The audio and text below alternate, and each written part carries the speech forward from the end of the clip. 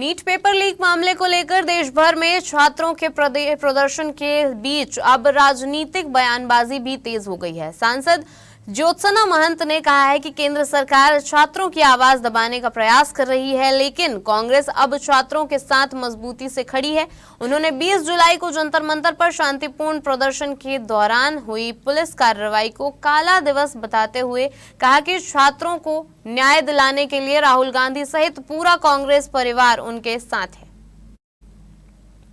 दरअसल सांसद का कहना है कि सरकार को आखिरकार संवाद का रास्ता अपनाना पड़ेगा, क्योंकि समाधान केवल बातचीत से ही निकलेगा।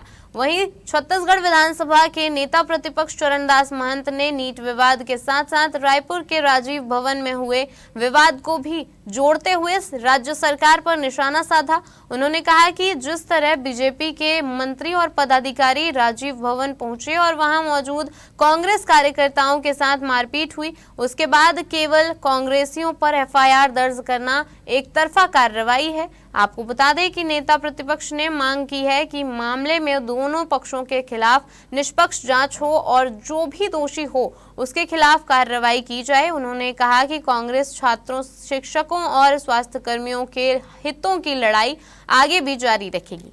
तो समझ में नहीं आता कि हम लोग भारत देश के छात्रों के लिए लड़ रहे हैं। नीट के एग्जाम हुआ है, उसमें परीक्षाएं जो गलत ढंग से हो रही है, जो नकलबाजी हो रही है, जो पैसे वालों के बच्चे सेलेक्ट हो रहे हैं, उनके खिलाफ हमने नारा लगाया और राहुल जी ने भी उनके खिलाफ नारा लगाया।